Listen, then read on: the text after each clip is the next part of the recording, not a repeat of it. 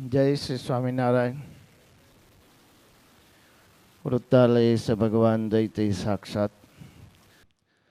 સભામાં દર્શન આપી રહેલા, શાકનો વઘાર કરી રહેલા વાલા વાલા મહારાજ, પૂજ્યપાદ વક્તા શ્રી ડૉક્ટર સંત વલ્લભ સ્વામી, પરમ પૂજ્ય ધર્મજીવન સ્વામી, શ્રી વલ્લભ સ્વામી, ઘનશ્યામ સ્વામી, નારાયણ સ્વામી, અમૃત સ્વામી, અદ્વૈત સ્વામી અને વેદ સ્વામી, સભા સંચાલન કરી રહેલા પૂજ્ય શ્યામ સ્વામી, યજમાનો, દરેક ભક્તોને જય સ્વામિનારાયણ.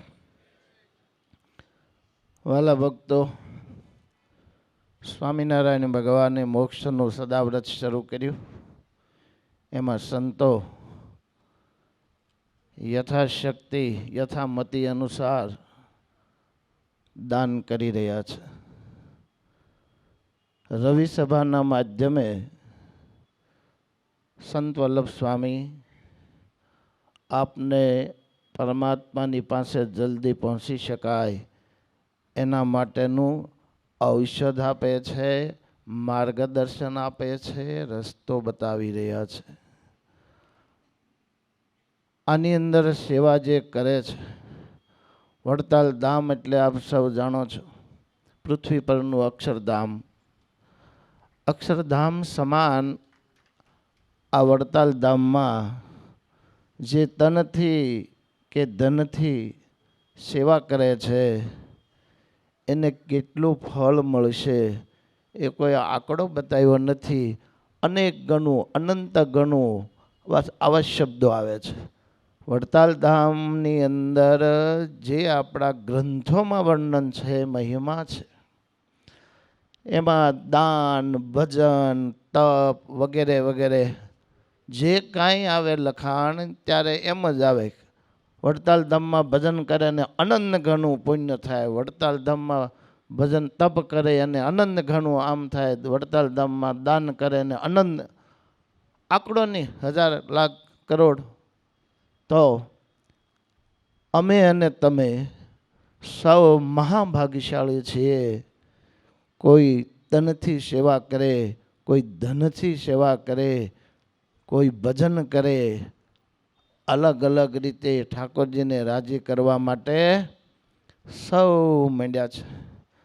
આ મનુષ્યનો દેહ એવો સરસ મજાનો મળ્યો અને એ દેહ વડે જે સેવા થાય, ભજન થાય, એના જેવા ભાગશાળી આ વિશ્વમાં, આ બ્રહ્માંડમાં કોઈ ન કહેવાય. યાદ રાખો, ખેડૂતો વૈશાખ મહિનામાં ને જેઠ મહિનામાં ખેતરમાં આમ કાળી મજૂરી કરતા હોય એવા દેખાય. પરસેવો વયો જાય, તરસ લાગે, ગરમી લાગે, સામે કાંઈ દેખાય નહીં, છતાંય આનંદમાં હોય. કેમ?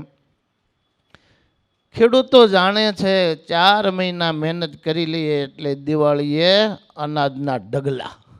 બસ એ જ રીતે હું અને તમે હરિકૃષ્ણ મહારાજ લક્ષ્મીનારાયણ દેવને રાજી કરવા માટે કોઈ જપ કરે, તપ કરે, વ્રત કરે, દાન કરે, સેવા કરે, સાંજે કંઈ મળતું નથી, કંઈ આવે હાથમાં, છતાં પણ આનંદ, ઉત્સવ, ઉમંગ રહેલો છે.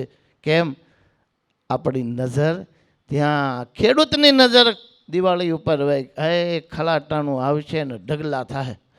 એમ આપણે એ આયુષ્ય દેહની પૂરી થાય અને અંતકાલે સ્વામિનારાયણ ભગવાન મુક્તોને લઈને લેવા આવશે ને કાયમ એની હારે રાખશે. એ અનુસંધાન મને અને તમને છે. એટલે આપણે વ્રત તપ જપ કરતા થાકતા નથી, નવો ને નવો ઉત્સાહ રહે છે. આજનો પવિત્ર શાકોત્સવ લોયાધામની ઝાંખી અહીંયા થઈ રહી છે. તો સ્વામિનારાયણ ભગવાને શાકોત્સવ કરીને જય પ્રેમથી સંતોને ભક્તોને પીરસ્યું હતું. એ જ રીતે અહીંયા આજે હરિકૃષ્ણ મહારાજ લક્ષ્મીનારાયણ દેવનો પ્રસાદીનું શાક એ સૌને જમવા મળશે.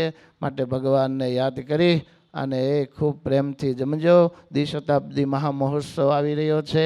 એમાં ઠાકોરજીએ જેને ધન આપ્યું હોય ધનથી સેવા કરજો. અને બાકી તન તો છે જ, સમજ્યા? તનથી સેવા કરવી. આટલું કહી વિરમું છું. જય સ્વામિનારાયણ.